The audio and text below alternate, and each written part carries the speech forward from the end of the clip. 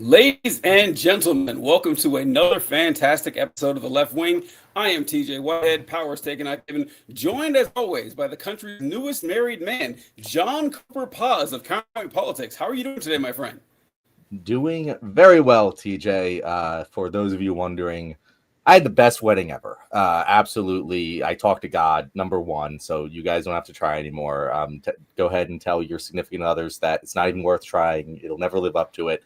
TJ, am I even exaggerating here? Listen, folks. I had the distinct honor of getting to meet John in person over this weekend in beautiful San Diego, California, which would have been a great enough occurrence in and of itself, but not glazing John because I talk to him all the time and everything. But honestly, that may have been the best wedding I have ever attended. It was. I'll let John give the details on it about how he won the wedding and how it was on the ocean and all that. But I want to say, just from an attendee's point of view, I struggle to think of a wedding that had more emotional and heartfelt speeches throughout the duration of the entire event. Everyone that had the microphone in front of them knocked it clear out of the park, and I felt like I was part of these two families, and I was meeting them for the first time. It was incredible. Yeah, it was. It really was that good. Like, we knew I was gonna knock my vows out of the park. Oh my god! I think we all knew that, but really, everyone did. Everyone did a great job. It was emotional. The party was great too. It was out on a boat. We had the very incredible fortune to win a free wedding on a boat out in San Diego. I got to live the life of the wealthy elites, TJ, for about a week, and it was utterly wonderful. I understand why they have the politics they do, because I wouldn't want to give that shit up either. But I did. We're back now, and I think that's enough wedding talk. Maybe we'll chat a little bit at another point. I know. Oh no, it's not. It is not. No. There's more wedding talk here. No, there's more wedding talk. I wanted to mention this. That I told John during the wedding that I forgot that you won this wedding in a contest. I completely forgot about that. So I'm there standing on this boat and rocking in the waves and with the DJ and the bar and all that. And I'm just looking at this and I said, wow, it figures that John, from whatever, the upper class background that he's from, he's really showing his colors here. This makes perfect sense. I cannot wait to roast him on the show for this. And then I was like, oh yeah, that's right. My girlfriend, he won this race. Oh man, my heart sunk. That was the only down point of the wedding, when I realized that I couldn't roast John for this, this extravagance. Yeah, it was wild. I can't believe that, like, we got to do that. Just utterly unbelievable. And I'm very glad you were there, TJ. I was literally this morning, I was like, fuck, we didn't actually get a picture on one of our phones of a. We're gonna have to wait for the wedding photographer to send us the photos. Well, because we had planned to see each other the next day. So yeah, John had the wedding on the boat, and the next day he had like an event at the villa he was at. I was planning on going. I was also visiting my family over that weekend, and I was with them the entire. And they live on the other side of San Diego. Like it was like an hour and a half away. And I realized as time was going on, oh man, I am not going to be able to drive an hour and a half, hang out with John, drive an hour and a half back, and get up at 3 for my flight the next day. I was like, oh, this isn't going to work. And I felt really bad about that, but we would have gotten the picture then. The professional photographer definitely got a picture of us as well, I think, though. Yeah, he did. So we will have content out there for viewers of the Left Wing. But yeah, it was very good. You'll see the distinct height differential between me and TJ. The documented proof that we actually did meet each other. Incredible. I feel weird like telling people about an event they didn't attend, but because it's hard to convey how incredible that was, how amazing. In a strong, and I mean strong, field of competition, I think my favorite speech was Yolani's mom when she was talking about her real when she got pregnant with Yanni and how she wanted to raise her and the person she become. And it was translated. She spoke in Spanish. Incredibly emotional, incredibly powerful, fantastic way to end the speeches. Yeah, no, they did great. I was saying the translation, they did exactly right. The comedic timing of one little sentence, one little sentence, one little. It worked perfectly. I know they didn't intend for it to be that way, but I was like, that's pretty good. So yeah, thank you very much for coming, TJ. I am now John Cooper Paz. I've changed all my handles to it, I think. What do you think about the whole taking the name thing, DJ? Would you? Because I was like, well, if you want to just keep my name, that's okay. But if you don't, then we have someone at the door right now, and I have no idea who it is because no one ever hits the door. But I was just like, well, if I would never ask someone to do something that I wouldn't do myself. So she was like, I like Paz. Paz is a cool name. It means peace. And so I was like, let's just keep them both. And that's what we ended up doing. I didn't know that's what that meant. But you were talking about it earlier, and Paz Cooper doesn't sound as good as Cooper Paz, but then the Cooper Pazes doesn't sound as good as the Paz Coopers. Like, so it's tricky. I don't know. Here's my question. Why did you go with the hyphens anyway, instead of each of you keeping your individual names? What was that? Well, we want. So you're saying, like, why didn't I just stay Cooper? Why didn't she just stay Paz? Yeah. So because like we wanted to have one name, like we wanted to have one name to be our family name, and have it be that way. So that's the reason why. Because if we have kids, they're gonna want to. TJ, go talk about something for like 30 seconds here, because I got to get this door right now. Okay, my dog is going to go crazy. This is a very informal show we got going on here. Yes, hey. We'll be right back. Yeah, I just want to say that I didn't know that John was going to have kids. Have another John running around should be a pretty fun thing. But listen, folks, like I left this. By the way, this is our Q&A show we have on Tuesday. So if you have any questions for us, let us know. We'll get right to it.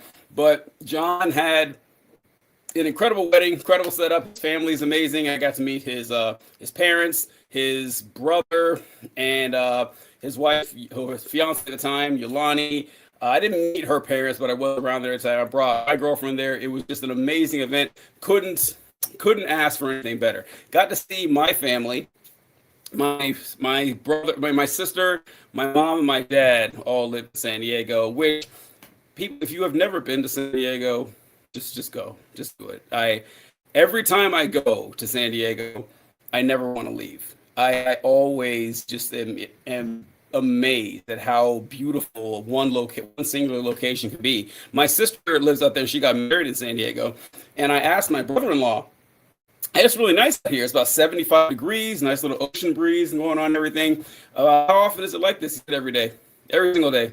San Diego stays the exact same all the time. It's incredible. It's a little bit cooler this time than when I went in previous times, but we got a comment here. I didn't even see it right there. Oh boy, go buy the wife something nice, King. George Soros coming through for us, John. George Soros giving gifts the right way online, not paper like like some losers. TJ, I don't know if you just said you brought a gift, but like all the emails I sent out, like, don't bring gifts on the boat. If you drop them off here if you want them, but like just send us like money, get something virtual. TJ is the only person who did not listen to the emails and brought a physical gift onto the boat. It seems so much classier to have it in a bag and an envelope, right? I don't know. That's just me. Like, directions be damned. All right. So TJ, I have barely been paying attention to any of the news for the past several days. I was catching up a little today. But what the fuck's been going on? Yeah, same here. When I was getting the show ready, I was like, man, I don't really know what to talk about because we've been kind of busy traveling and stuff and getting everything ready this last week, honestly. In fact, The reason that I mentioned why I'm here, like I am not home right now. I'm not traveling. This is my office traveling. So I was like, oh yeah, I'll just do the show from the office and everything. It's the only place I could. So yeah, I'm not keeping up with things either. I saw in the news the air traffic controllers have stopped showing up to work, meaning John and I made it in the nick of time, man. Like we got back right when things started. I got back Sunday. I got back Sunday, and I saw that there were lots of delays on Monday, even more today. What have you seen? Yeah, no, I got back, like, I took the red eye Sunday night and got back at like 6 a.m. on Monday. And yeah, the government is shut down. This is not breaking news to anyone. Yeah, what? I am okay.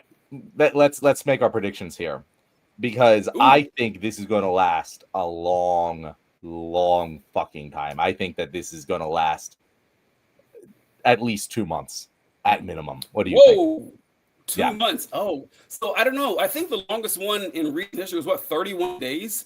Yeah. Also Yeah, I can't imagine it going too much longer than that. I just can't. A lot of these, the agency I work for, we have like a few weeks where we think we'll be fine. Everything after a month, it's kind of tricky. And then so many people will be, like the peasants at the gate, or whatever, or not, or even if they're not in desperate situations, they're just not going to go for work. People aren't going to go into work when there's no guarantee they'll get paid, when you got to provide childcare, and you just can't afford to do it. I don't think it'll last 2 months. One is where I would put my limit at. So it was one last time, right? And that is when you really started to feel the pain at about that month mark, and that's when they got their shit together. The reason why I think it's going to last a while is because Republicans seem like, unlike last time. Like last time there was this back and forth or whatever. They seem just dead set on just lying their way through it. And Trump is like, this is great. I'm going to fire everyone. He said today, he threatened, he's like, oh, we're not even going to give back pay for these days. And it's like, I think he wants to blow it all up. And I don't think that's a smart move politically for him. But also, I don't expect him to make smart moves politically for him. So, like, again, I really don't know how much pressure can be applied to him, how crazy things can get, how bad it has to get for him to say, you know what, I'm wrong. I'm gonna cave to the Democrats. I just don't see this version of Donald Trump doing that. And from the Democrats side, I mean, if Jeffries and Schumer cave, that's the end of their political careers, however much longer they may last. Like, they're dead set on this. The Democrats want to give health care to illegal immigrants, which just isn't true. It's really difficult for me to continue to watch them say this because it's an abject lie. Like, it's not even a stretch of the truth. It just isn't true in any way, shape, or form whatsoever. And they're just sticking with it. And that's their story. And that's what they're running with. And I see no reason if they're going to deny reality right now, why not just continue to deny reality forever? Like, what do they have to lose? I don't know. There's just no one has anything to gain from reopening the government unless somehow someone's able to pressure Trump. Ordinarily, I wouldn't agree with you. And I still don't know if I do, because I do think that enough pressure can be mounted. Not even if Trump feels immune to it. I mean, he could veto it, but I feel like the Republicans, like, their careers are on the line. The congressman, like it could hurt them big time. Yeah, it hurts them bad, and so supporting Trump at that point becomes, kind of meaningless if your constituency is pissed off at you. But the one thing that makes me think you might be onto something with this continuation is, for the life of me, I don't understand why the Republicans, who at least outwardly, I remember before the shutdown happened, they were acting like they didn't want one. Like they seemed like pretty annoyed by it and everything. Why don't they just do reconciliation? Just do a 51 votes to get it through. They can. They absolutely can. They don't need to do the filibuster. They can go nuclear option on this, or just to make a filibuster carve out. It happens all the time, and they don't. I don't understand why. I just it's odd to me that they haven't considered that. And the illegal alien thing, yes, I've seen this so many times. Mike Johnson keeps pushing this out every time he's on TV or he's making. No, I was agreeing. Like, yeah, that's exactly what he's doing. Every time he's on TV, every time he takes an interview, he starts saying, well, the Democrats just want to extend tax credits or extend health care to illegal aliens. And people have been calling him on it. Like, these last few days, we've been saying, wait a minute, you guys keep saying this, but there's no provision anywhere in the budget or anything proposed by the Democrats to grant Medicare, Medicaid, Obamacare subsidies, anything, like any government assistance for medical coverage for illegal aliens. Why do you keep saying this? And they've been reduced to saying, well, undocumented immigrants can receive help at emergency rooms. And like, yeah, They've always been able to do that. Yeah, That's kind no of shit. but We don't just let people die. it's just Like again, anyone who like thinks, hey, you know what? You're illegally in this country. If you're having a heart attack, doctors should let you die. Go fuck yourself. Like, go fuck yourself all the way. I don't care. We're not having a conversation about politics anymore. We're having a conversation yeah. about basic human decency at the most base fundamental level of I can't even imagine telling a doctor, nope, you have to let that person die.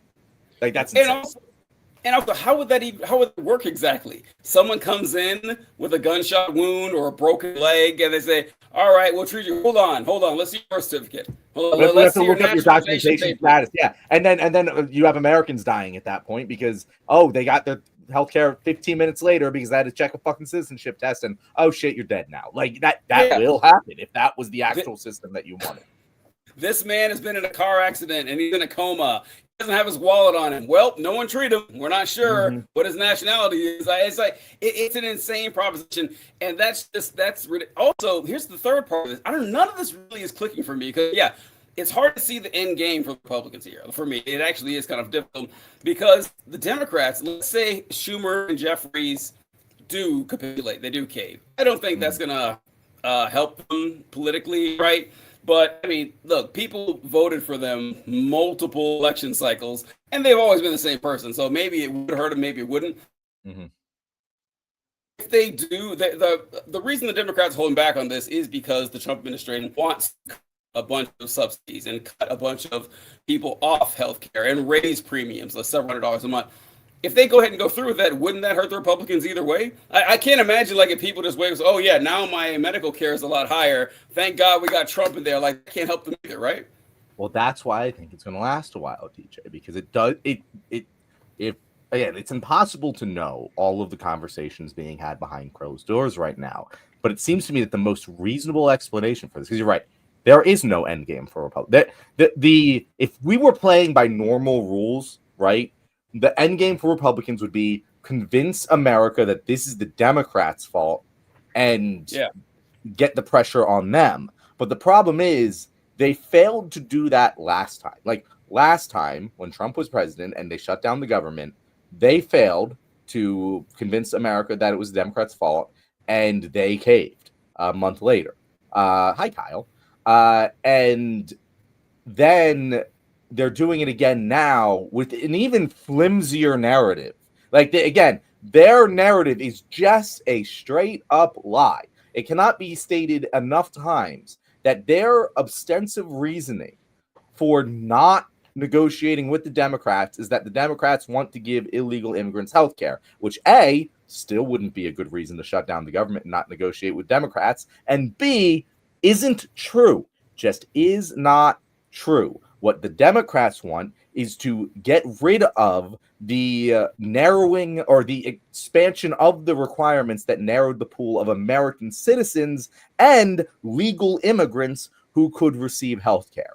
And it's just, I don't think they're going to be able to win this messaging war. As bad as the Democrats are, they're in power. And so the default stance of your average American who doesn't listen to anything is the Republicans are obviously to blame. They're in power. Like, you got to keep the government running. That's like the one thing like you definitely have to do if you're in charge of the government is keep it running. And they're not doing it. So they're going to lose that. So I think this is mostly a Russell Vought and Stephen Miller. We want to consolidate as much power within the executive branch as we can. And the best way to do that is to break the entire government. Like, I genuinely think that is the game plan that they are currently trying to execute. I don't think they're playing normal politics here, which is why I think this can go on for a long time.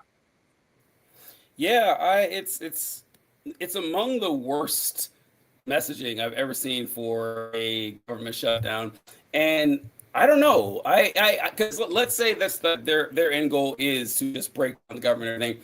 Breaking down the government and bringing everything to a screeching halt has a lot of downstream effects that doesn't help anyone, Republicans included, or the Trump administration. You know, like it's already being having it seen with air travel.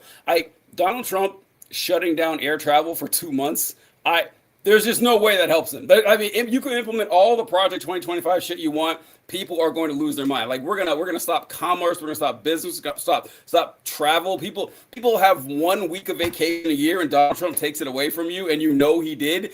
For those of us who do have the vacation time, I don't know. It's I do think it's fascinating you brought up Russell Vaught. That did you see that Trump? He tweeted out something that said. Russell Vaught of Project 2025 is helping us out with X, Y, and Z. Did you ever see?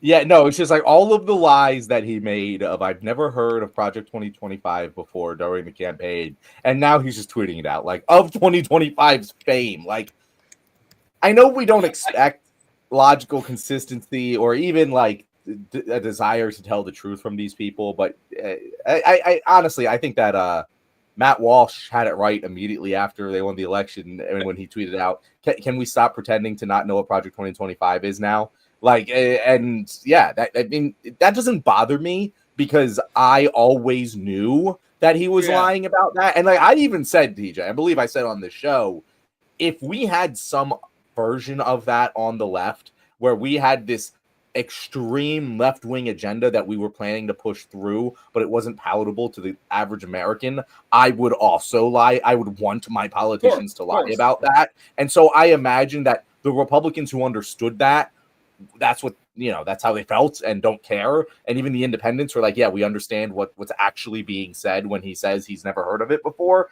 But like, I can't imagine the people who, like, there must be some people who believed him. Like you wouldn't be saying it if no one would believe you. So like the people who believed him, do they give a shit? Like I don't like it's insane. Also, the people who didn't believe it, or just took his word for it, they don't really know what Project 2025 is anyway. It's just like we know what it is, but I don't think your average conservative knows what it is. I really don't. It's like you have the people who really, really care about Project 2025 that know about it. I think the vast majority of Republicans don't. I just think they saw polls that said, well, this has kind of a negative connotation. Most people couldn't tell you what's in Project 2020. Hell, I barely can tell you like a bare bone structure of it, but it was like a 900-page document or something. I don't think that, but I do think it's funny that he comes. Oh yeah, I knew, yeah. And I like the guy. Also, Russell Vaught was the director of the Office of Management and Budget under Trump.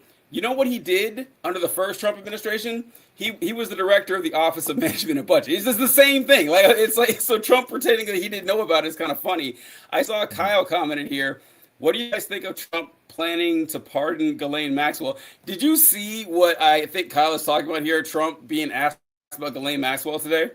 I'm going to be honest. No, I didn't. This is the first time hearing of it, but I did just look it up. And I read what he said. Well, let's play it here. John, I gotta say that I will never get tired of you doing the I'm hearing this for the first time bit. Like it's so good. Like I wish I could never think of it immediately, but it's so funny whenever you're doing it. Because for those of you who wondering what we're discussing here, when Ruth Bader Ginsburg died, Trump stepped out of a plane. It was at night, and Trump stepped out of a plane, and reporters flooded him. Like, Mr. President, what do you think about the death of Ruth Bader Ginsburg? He goes, she died?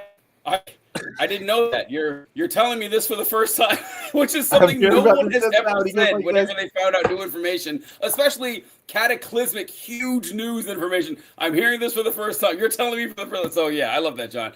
But, yeah, here's the clip that we were discussing with Trump being asked about Maxwell. Say it. The Supreme Court is back, and yeah. They rejected today an appeal by Ghislaine Maxwell to overturn her conviction. That means her only chance of getting out of prison is a pardon from you. Is that something you're? Who are we talking about? Ghislaine Maxwell. I haven't heard the name in so long. I can say this, that I'd have to take a look at it. I would have to take a look. Did they reject that? She wanted to appeal her conviction. And what happened? They said that they were not going to hear her appeal. I see. Well, I'll take a look at it. I will speak to the DOJ. I wouldn't consider it or not consider. I don't know anything about it. So, but I will speak to the DOJ. Why would she be a candidate from? I don't know. I mean, I'd have to speak to the DOJ. I'll look at it. I have a lot of people have asked me for pardons. I call him Puff Daddy has asked me for a pardon. But she was convicted of child sex trafficking. Yeah, I mean, I'm going to have to take a look at it. I have to ask DOJ. I didn't know they rejected it. I didn't know she was even asking for it, frankly. Look, I don't know what to say Like I genuinely don't know like how I am supposed to process this because Trump lies all the time, right? Like Trump just brazenly, bald-faced lies. He lies so much it's pretty much a language. And then when asked, "Hey, do you plan on pardoning Ghislaine Maxwell?" He might be, he might not. But even if he knows, like he is dead set. Okay, the last day of my administration, I am signing that pardon for Maxwell with a smile on my face. Even in this case, why not just lie? Why not? Of course, I'm not going to pardon Ghislaine Maxwell. Like, why not? I don't understand it. So there's so many levels in that clip to the Donald Trump experience, right, DJ? Because first we have just brilliant. Who? Ghislaine Maxwell. Yes. I haven't heard of her. I haven't heard her name in so long. As if it isn't something that has been repeated like over the course of the last several months, over and over again. It's like when like you're cheating and your significant other goes, "Hey, so did you hear about the person you're cheating with?" And you're like, "Oh, Susie? Oh, I haven't heard about Susie in so long." like clearly lying. And then I actually do believe him that he hadn't heard this news because this has been a continuous thing of Trump part 2 is he does not have like briefings. He doesn't listen to them. All of the information he gets is from Fox News. Like he literally that it was reported the other day that he had a conversation with the governor of Oregon about the invasion of Portland. And the governor of Portland would talk to him on the phone. This is what the governor of Portland said. And he said, I told him, I was like, there's nothing going on here. Like there's protests outside the ice facility, but it's been like 14 to 20 people for the past 2 weeks. What are you talking about? And Donald Trump told him, but what do you mean? I just saw it on the news last night that Portland was like burning down.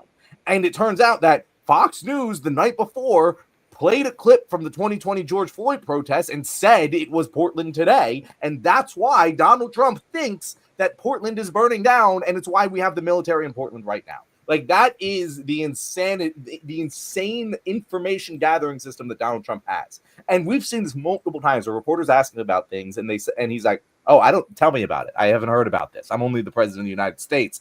And he just doesn't know. He just doesn't know. And why wouldn't he say it? Because he's off the cuff and he doesn't think there's any consequences for his behavior anymore, DJ. Like he just genuinely is like, "Yeah, no, I'll consider it. She's a good friend of mine. Why wouldn't I? Wouldn't you go along with that? Obviously, I'm in charge. I get to do this. I get to pardon whoever I want. That's the rules. And it doesn't matter." And even the reporter was like, "You do realize she's a convicted sex trafficker?" And he's like, "I'll have to talk to the DOJ about it." Like that's just it's just Donald Trump. Like there's no part of that surprised me. Oh, I do love it. That is really funny that he pretended he didn't know who she was. He pulled an Obi-Wan Kenobi. Ghislaine Maxwell. There's a name I've not heard in a long, long time. As if there aren't like 36 pictures of him hanging out with Ghislaine Maxwell over the years, and that he posted on every post he makes. People comment with those pictures. Like, come on. Yeah, and as if he didn't personally sign the paperwork sending her to a minimum security prison, 2 months ago? Mm-hmm. I don't know. It's just how he gets away with this is kind of and that's such a good point, which you mentioned that he doesn't really pay attention to what's going on. He watches Fox News and he just kind of riffs and reacts. Trump is honestly living everyone's dream. Trump is living. Yeah. We would all love to be in the position Donald Trump is in, where you just get to watch your favorite shows and comment on them as if they're reality. Like imagine if like John was president of the United States and he gets on TV one day saying, "We really got to do something about this blue meth situation in New Mexico. Like, the cartel is taking the world by storm." And this is not terribly far from the truth, by the way. That is not a wild example. Donald Trump, a little while ago, when you said this, John, I remember he did this insane post talking about how America's most ruthless and violent offenders, we will no longer be held hostage to criminals, thugs, and judges who are afraid to do their job and allow us to remove criminals who came to our country illegally. The reopening of Alcatraz will serve as a symbol of law, order, and justice. We will make America great again. If you guys remember this, Trump made like 5 or 6 tweets talking about how he wants to reopen Alcatraz. And he did that the night after the Escape from Alcatraz played on TV, which no one can convince me that's a coincidence. Nobody can convince me that's a coincidence. And he just says this stuff and gets away with it. I don't know how. I don't know. But it's hard for me to be mad at him because he can't get away with it, right? Like, honestly, okay, I'm never gonna like genuinely feel bad for Donald Trump in any way, shape, or form. But there was a part of me that's like, kind of how I felt about Kanye, TJ, where I'm like, fuck him, he's a Nazi. We don't like Nazis around here. But I do feel like Kanye's people failed him, and he got taken advantage of, and he suffered from actual mental illness and was pushed down this whole Nazi thing, and no one had the power to tell him no, probably because of himself. Like, he probably made that happen for himself. But at there's a certain human level, I was like, kind of feel bad for the guy. Like, damn, he is his whoever just failed him. He failed himself. This sucks. This is clearly a person who isn't mentally capable of handling the situation they're in. And that's also kind of how I feel about Donald Trump. Unfortunately, he's the president of the United States, and the position he's in is very important. But I just don't think he, like, even compared to Trump 1, I just don't think he has the same mental acuity. And, you know, obviously I'm biased, but don't accuse me of being biased. It's the same fucking thing about Joe. Like, he just ain't all there. He's not all there. He's completely detached from reality at this point. I think he genuinely believes that Portland is being invaded. Like, I think he genuinely believes that, like, there's riots going on in these cities he's sending troops to every single day.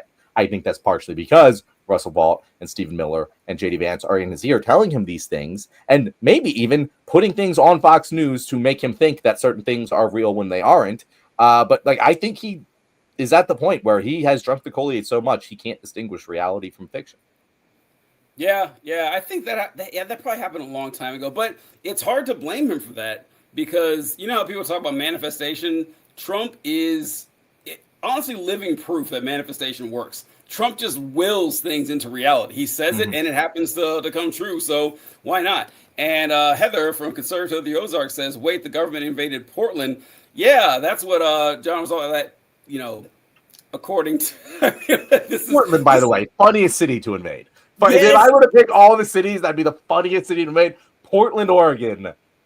Great bit, Donald. Great bit. This at work today, someone was saying that, you know, Portland's just a bunch of hippies, man. Like, that's the place you're going to go to. Like, the conservative playbook is to go to Chicago, right? Because people think Chicago crime. Like, they still have the stink of Al Capone on Chicago, right? You know, 100 years later. And that's actually what I titled the episode about the Gravy Seals. And I don't know if you saw this image, John, or this picture, but Donald Trump is sending the National Guard into all these major cities. And listen, as a guy who was in the Army, we made fun of the National Guard all the time. We did. If there are any guardsmen out there, I'm sorry, but we did. You know, the weekend warriors, the part-time soldiers and everything. And what's really tricky about this is that Trump is flexing his muscles, showing that he can just defy these cities and these governors, these orders. But what the soldiers are doing, for the most part, is just standing around. They're, you know, patrolling the safest parts of town, and they're picking up trash. That's what's happening. Like, that's what they're doing. The show up for, the people who are doing the actual damage, that's ICE. ICE is doing a million times more damage than the National Guard is doing. But this does play well to Trump's base that, look, I got the big, strong soldiers out there. And I call this about the Gravy Seals because I saw this image this afternoon on ABC. And it showed this image, and it said that Trump is deploying the National Guard to Chicago. And they could have found a better group of soldiers for this picture, I think. Like, these guys are not the spitting image of the steel-eyed, flat-bellied killers that the United States Army wants to portray themselves. But these are the folks that are going to cities. And I have a hard time saying this as someone in my position because I don't want to downplay the danger or the precedent of the president saying, we're going to send in the Guard to take care of crime. Like, doing that at all is a giant red flag. But I don't want to oversell what's actually going on because it's not true. The National Guard's not arresting people. They aren't kicking down doors and effing people up. They're picking up trash. Have you seen any of that, John? Yeah, we're living. First of all, but by the way, just put this back on the screen here. I just want to say, in my own mental narrative of what happened with this picture, because could it possibly be a coincidence that maybe the 4 fattest members of the National Guard happened to be rolling out of the truck that the press was taking photos of? I have to think that like there was some liberal National Guard commander who was like, "This is the truck they're going to be taking pictures out of." Wazowski, Clifford, you're in this one. You make sure to come out first. Oh yeah, no, it looks great on you. You just go out of there. And like that's why this picture was taken, because wow. Anyway, but no, we live in this weird like quasi reality, this weird middle ground where you're right.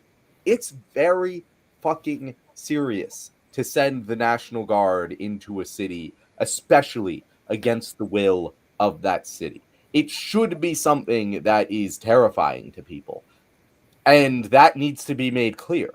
There's a clip that went around from a movie. I forget what the movie was called, but it was Denzel Washington and bald guy, Bruce Willis movie. And like Bruce Willis is the army commander, and like they're questioning him, hey, what would happen if the army was sent into the city? And he's like, yeah, within 12 hours we could have this, this, and this, but I cannot emphasize this enough. We should never do it. We should never do it. And it's like that was a movie about like an actual terrorist like takeover of New York City. And he's saying, no, we still shouldn't send the army in because it would be a danger to all civilians. And we're just doing it over fucking a bunch of like 12 fucking potheads in Portland sitting outside and protesting the ICE facility. Like, it's insane. And I don't know what to, like, I genuinely don't know what to tell people about it. Like, you're right. It's true. The National Guard ain't doing shit. It's not actually a big deal or a problem right now. But, like, it very easily could be. At any moment, it could go from totally nothing to one of the worst events in American history in the blink of an eye. And we're just sitting here in this, I don't know. Hopefully nothing bad happens. Let's let it play out. And there's nothing we can do about it. I think this is actually, I mean, I hate to give the devil his due. It is one of the more genius maneuvers of the Trump administration. I hate to say it, but it really is, because it doesn't hurt him with his base at all. It helps him with the base. It feeds right into his base. It doesn't actually hurt him because no damage is being done.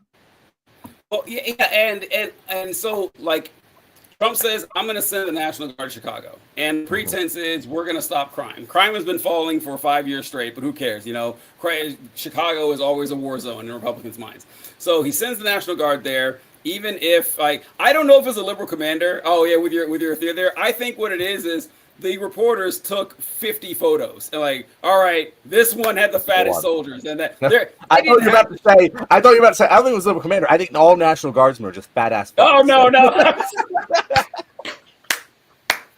Those were the thinnest soldiers they could find, and so they tried to make the unit look good. No, so Trump sends the National Guard into all these liberal cities under the pretense of stopping crime. The base will love it; they'll eat it up. You know, these criminals, these illegals, they've gotten away with this for way too long. We need to knock some heads around.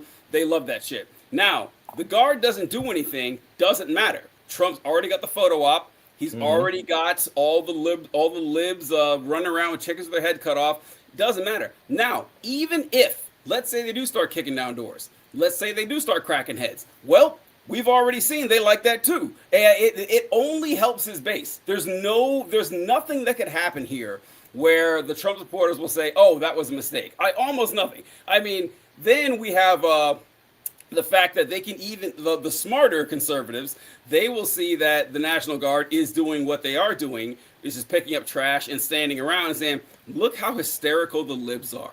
These folks I saw them on TV for an entire month saying that this was the end of Western society, that we'd have martial law in the streets, and these guys are picking up trash. This is why we can't trust them. It's actually great. And it leaves people like us who are, actually being, because listen, they're not wrong. They're not wrong. There are plenty of liberals out there who said that this is the end. The sky is falling. Here on the show, he said, no, it's not. Like, I guarantee what they're going to do. They're going to stand around. The United States military is not going to start arresting people because most of them aren't cops. The military does have cops, but that's not who they sent. They just sent random National Guard units. So it leaves us in the position of saying, okay, this is bad. It sets a bad precedent. But in reality, nothing wild is happening. That's a weird message to send. So, yeah, got to say, one of the best moves I've seen.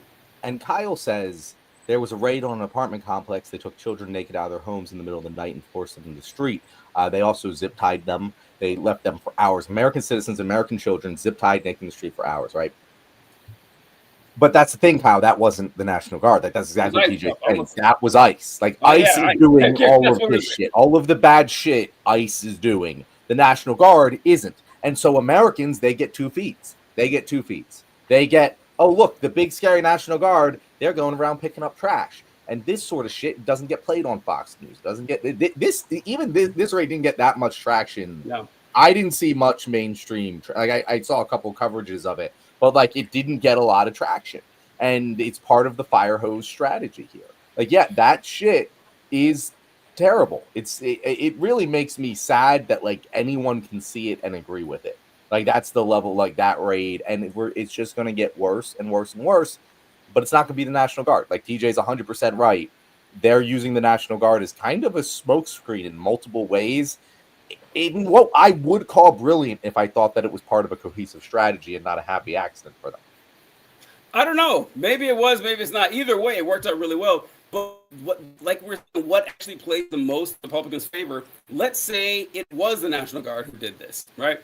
We would be mad, and but plenty of Americans would say, "All right, I'm sure they had it coming. I'm sure it was perfectly justified, perfectly reasonable." And people get shot by cops every other month, it seems like, and we have the exact same argument. Oh, should the police be like, yes, extrajudicial killings, perfectly fine. Cops should be judge, jury, and executioner. Why not give our soldiers the same authority as well? I don't know. I do think that I don't know. I don't think it is an accident. I think because if they wanted to, they could just say National Guard, start fucking people up, just like they're doing with ICE, and they're not. I think that is actually on purpose. Who knows? But that's my guess. I guess that is well, but they couldn't though. Like, I mean, okay, they could, but what ICE is doing is under the purview of the law. Like, it's legal what they are doing. If the National Guard were to start doing law enforcement activities, that would be like, we've already seen judges prevent multiple things from happening with the National Guard. That would also end up being prevented in a way that judges cannot prevent ICE from doing. And I think that's why that's why I say it might just be a happy accident playing out that way. Because I actually do think, DJ, if the National Guard could be fucking people up, they would be fucking people up. And I don't mean the National Guard side of things. I mean, the Trump administration would be telling them to fuck people up.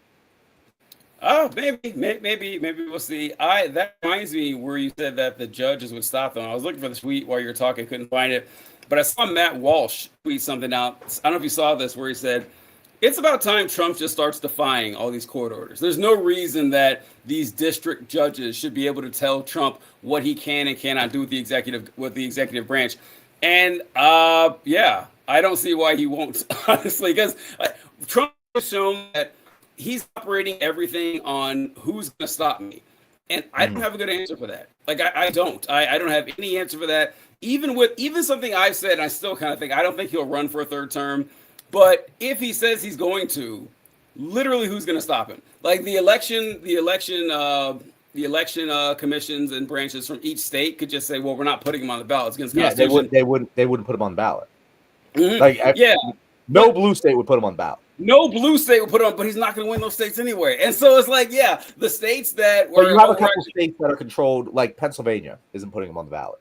You know, but they're gonna have a blue. They're gonna have a blue governor. They're probably going to have a blue state legislator by 2028. That's speculation, but like, there's going to be a few key states that will not put him on the ballot, and even then, it will be challenged. Even if he somehow won, it would be challenged at the Supreme Court level. And I just cannot imagine the Supreme Court would sit there and say, "Yeah, no, that's all above board," unless they're completely fucking bought out. Like, it would have to be a total, just intentional coup. There's no way to interpret the Constitution in a way that would allow him to be president for a third term.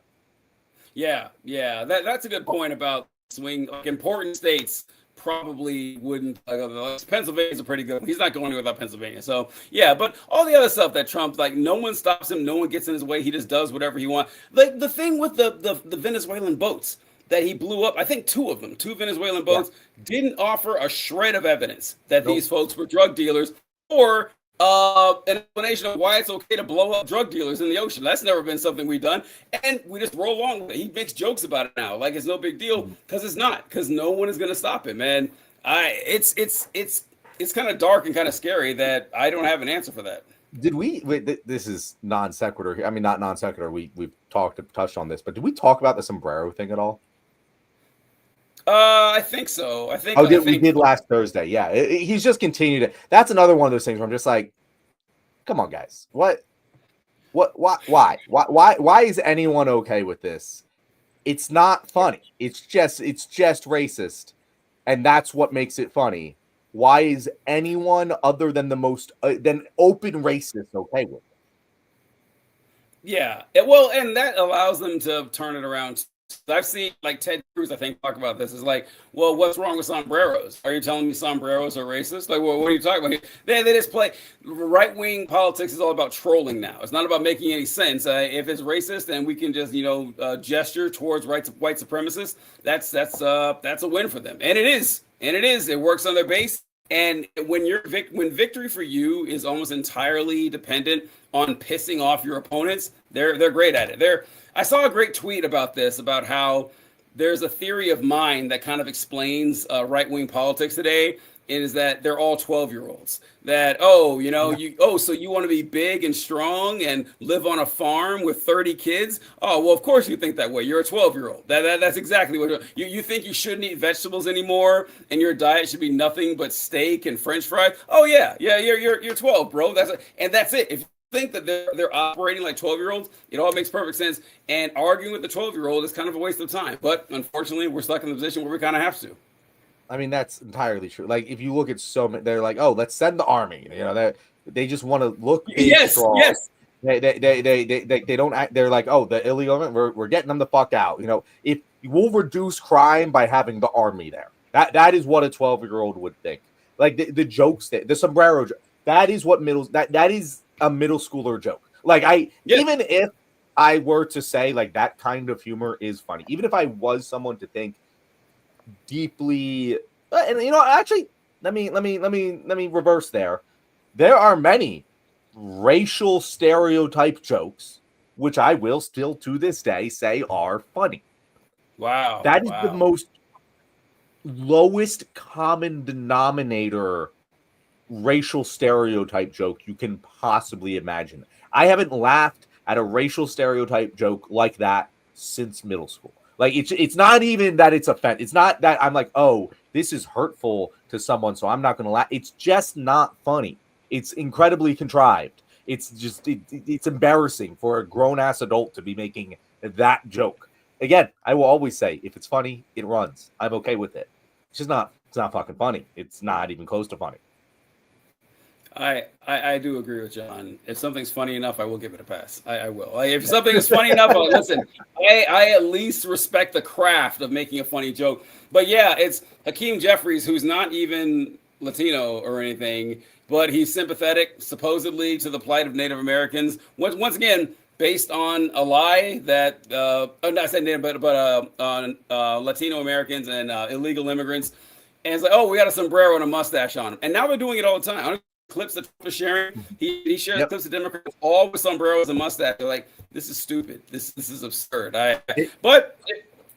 It's stupid and absurd, and it's based on a fucking lie. The entire basis for the joke is like you're saying, oh, it's pointing fun at the fact that Democrats want to give fucking healthcare to illegal. No, they fucking don't. That's not true. That's not what's happening. Like, at every level, this fails, and it. I know it doesn't matter, TJ. I know it doesn't. I know. Right? I know that I'm like I know that like the correct strategy is to pretend it's not happening. But Jesus fucking Christ, it's infuriating. It's just fucking infuriating, and I know that's what they want. But fuck them.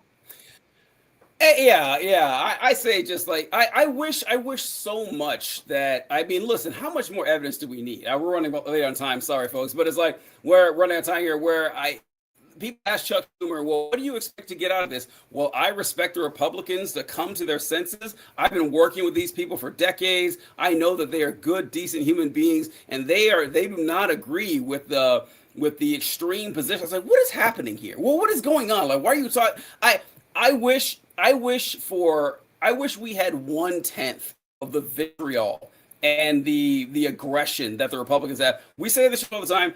If you just pull up 10 random Republican speeches, 10, it doesn't matter. President of the United States, a Republican city alderman, a Republican dog catcher. It won't matter. You see them talking, and they will say, these liberal cities, these blue states are hellholes. The Democrats are pedophiles. They are Satan worshipers. They're coming for your kids. That's a standard message. I don't see anything like that on the left. I never see. Gavin Newsom is the only one who I've seen recently saying, yeah, Mississippi is a dog shit state. Have you seen it? Mississippi is falling apart all over the place. You want the country to look like that? Do that. It's right there. And honestly, unlike what the Republicans say, it's true. Like, red states are awful. They're terrible places to live. They're terrible places to raise your kid. They have higher rates of crime, higher rates of murder, higher rates of child abuse. Like pretty much every metric that we can identify as a detrimental society skyrockets in red states. And people are all tepid. Well, we can't insult the backbone of the country. We can't talk about the good, God-fearing folks the cities are the backbone of the country. Let's be very clear. The cities are the backbone. Cities are, yes. We can buy our fucking food from other places if we wanted to. You can't make money. Yes, we should. On Thursday we should talk about the farmers again. That the farmers and the soybeans. Have you seen this with the soybeans? That China buys $12 billion of soybeans from the United States every year, but due to the trade war with Trump and China and the world, honestly, China has retaliatory tariffs on the United States. And instead of buying $12 billion of soybeans this year, they have bought $0. They have not bought one soybean from the farmers. Soybean. They just silos full of this shit, and their of course their economy is tanking. They want bailouts now. And John, I'm sure you've seen them too. I've seen these farmers talk. Says, yeah, I knew Trump was going to do the tariff thing and that it would probably hurt my business, but this is some short-term gain for long-term benefit. I trust Donald Trump's like, oh, we're cooked. It's over. It's done. Like they are going to go bankrupt. They're going to lose the farm, and they're still going to support Trump. It doesn't matter, but I love it. And China is ironically buying from Argentina now, a country we're also bailing out. It's a comedy. Yep. No. Very, very funny that they're buying the soybeans from Argentina that we're sending $20 billion to because Milei and Elon Musk have a fucking bromance. Like that's the entire reasoning there, which we should be bailing out Argentina, by the way, but like it should come with fucking strings attached. Don't do the fucking bullshit you did again. But the thing that you brought up there that I did want to mention is I don't necessarily need Hakeem Jeffries and Chuck Schumer to go full on Gavin Newsom and be like, Mississippi's a dog shit state. But I do need them to stop lying to us about they have worked with these Republicans and they know that they're good people and they expect them to, be the good people and come to their senses. If you've been working with these people for the past 2 decades, you would know that they're not going to do that. They've never come to their senses ever. That's not what they fucking do. You don't have to you don't have to be overly mean. I don't need that from you. That's not going to be everyone's cup of tea, and nor do I want it to be. But don't fucking glaze the Republicans for no fucking reason. That's a lie. You know they're not going to. If they were decent thinking people, they wouldn't be supporting Donald Trump in the first place. Like, the fact that you're treating them like they're normal politicians who deserve any fucking respectability is what normalizes all this craziness. Like, I just don't understand. And you saying that also makes you sound dumb as shit. It makes you sound dumb as shit. The Republicans who listen to you say that, even the independents, they're like, well, we know these guys are dumb assholes, but at least they're not fucking lying about that. At least they know they're dumb assholes. These guys apparently can't even see that they're dumb assholes. They're even dumber assholes. Like, I don't even know. Oh, John, I wrote in all caps. That is a great point. That is a great fucking... That's so right. I can't think of a time in which I viewed Republicans as reasonable, rational people that made the best decisions, that had the goodwill of the country in mind. Maybe you could say that if you were like when Republicans and Democrats were a lot more similar, like in the 1980s. Like if you I guess Nancy Pelosi was back then, and so was Chuck Schumer, ironically. Maybe that's what they're talking about. Back when there was like very little daylight between the Republicans and Democrats back then, it was all bad, but I can still see that. But yeah, Hakeem Jeffries, get the fuck out of here. You don't remember a single time Republicans have been rational, good actors. So yeah, it's stupid. But all right, we got to wrap things up here. John, before we go, How's married life treating you? What's the difference? Have you noticed any difference in the last 72 hours you've been married? How have things been? So, it's actually funny, TJ. So we are about to go to the airport on Sunday. We get a text message from one of the bridesmaids. She has COVID. Yolanda has COVID now, and so we're so it's just been shit. It's been really bad so far, TJ. Married life not off to a great start. Just sickness and airplane rides as far as the eye can see. Hopefully it turns around soon. But yeah, I am glad to be living it at least. Yo, damn. Wait, did you get tested? Yeah, I assume you sound fine at least. I probably I got a sore throat and sniffles. I tank shit. Like when I get sick, it's really bad, but I don't often get sick. Like she's been sick and I've been fine. So I'm okay. She's the one who's up there. This is gonna be a hilarious conversation when John's just unable to do the show on Thursday. He's just dying like a dog. It's gonna be great. But we got like a dog. All right, who do we got on Thursday, TJ? Is it? Oh, TJ has a work thing. Going to just seeing Kyle. Kyle asked John, "Are you introverted? Are you an introvert?" No, I am not, Kyle. I don't know if you can tell by the fact that I do a live stream every Tuesday and Thursday where I talk to the public forever. Introverts tend to have more mild symptoms of disease. No, I'm bucking that trend if that is true, Kyle. That no one has ever described John Cooper as an introvert. I haven't heard about introverts having milder symptoms. Like, it's because they get sick less because they're around fewer people. I don't know, but I haven't heard that. But interesting. But all right, do we got anyone for Thursday, John? I think it's Natalie. I think Natalie will be on Thursday. I have to double check with her, but I believe Natalie will be our guest on Thursday. So great friend of the show, Natalie Bensavenga should be back. Make sure to be here on Thursday at 6:35 EST, as usual, for another great episode of The Left Wing. TJ, before we wrap it up, any last words? Nope. Just looking forward to another show. So happy I got to see John. I played for the show a great bit. Like there's a guest we had, Conservatory of the Ozarks, who we've had on. Had on the show. She comments several times, and she is my girlfriend, Heather. And I never told John. I had no reason to hide it from him whatsoever. I just thought it'd be funny to one day let him know, and then he cares. Okay, definitely holding on to that. And she thought I was ridiculous for doing this. She said, "TJ, John's not gonna care. Like he's gonna whatever." But the look on John's face, incredible. He's like, "Whoa, holy shit!" And so that was a great moment. It was an A+ bit, Heather. You were so wrong about that. That was, I was so like, that made my day. It didn't make my day. Other things made that day. but it did. Right? It was a very funny bit. The commitment to the bit is what made it even funnier. And it was funny because she was wearing big sunglasses. And of course, this is right before my wedding. My brain is going a million miles an hour. So I was like, huh, she looks familiar. I was like, holy shit. No, that was very funny. That was incredible. Thank you very much for that bit, DJ. Heather, listen to this man when it comes to bits. He's usually right about them. Great. One thing. So Heather commented. So Heather Heather and I sat at a table with two of your friends. One was named Jillian. I don't remember one's name. We had a conversation. What was that? Carly was the other one's name. Carly, yeah. And they were incredible people. And Heather was talking to them for a while, and she's like, how come John hasn't had these two people on the show? These two people have incredible lives and great stories. So Heather wants to say, John, don't forget to invite your two friends on the show. That's Heather's homework assignment. I will. If they want to come on, they have a guest spot. And we'll make sure to have Heather on, too, for that episode. Oh, that'd be great. Oh! Reunion. That's fantastic. She said she was so wrong. Yeah, you're right. So, okay. All right, folks. Thanks so much for watching The Left Wing. We will catch you next time. Have a good evening. See you later.